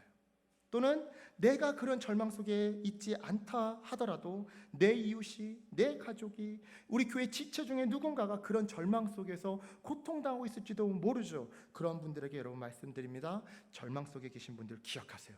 룻기 1장은요 21절로 끝나지 않아요. 22절로 끝나요. 즉 열매 없는 눈물과 한숨으로 끝나지 않고요 열매를 거두는 추수의 시작으로 끝나요. 여러분 이것을 통해 보건대 우리 인생도요 절대로 눈물로 끝나지 않아요. 절대로 눈물로 끝나지 않아요. 반드시 추수라고 하는 새로운 인생 2막이 우리를 기다리고 있어요. 하나님이 우리를 그리로 인도하셔요. 눈물이 아닌 회복으로 끝나도록 하나님이 우리를 인도하신다 이 말이에요. 따라서 여러분 혹시 지금 여러분들 가운데 나오미와 같은 마음으로 하루하루를 살아가고 있는 분이 계신다면 지금 이 22절을 통해 다시 소망을 품으시길 축원합니다. 끝에 대한 소망을 품기를 축원합니다. 하나님이 그 날개 아래로 돌아올 때 보리추수라고 하는 그 회복의 씨앗이요 우리를 기다리고 있어요. 여러분 이거 믿으세요. 믿고 인생의 그 벼랑 끝에서 베드로처럼 외식하는 자가 되는 것이 아니라 룻처럼 진실한 자가 되세요. 베드로처럼 하나님을 버리는 자가 되는 것이 아니라 룻처럼 하나님을 선택하는 자가 되시라 이 말이에요. 여러분 지금까지 내가 어떻게 살아왔는지는 중요하지 않습니다. 인생의 벼랑 끝에서 하나님은 그 어느 때보다 더 강렬하게 우리의 마음을 두드리시고 은혜의 소식을 들려주세요. 지금이 끝이 아니라고, 이후에 추수라고 하는 회복의 때가 있다고 말씀하시면서 우리 마음을 두드리셔요. 이때 하나님을 선택하세요. 내가 그동안 쥐고 있던 것들 내려놓고 하나님 날개 아래로 들어가세요. 그러면 됩니다. 그러면 천천히 회복과 치유와 기쁨이 임해요. 여러분 이 믿음으로 지금이 끝이 아니라는 이 은혜의 소식이 들려올 때 하나님 날개 아래로 들어오시는 저와 여러분 되시길 주님 이름으로 간절히 축원합니다. 아멘. 우리 잠시 찬양 하나 할까요?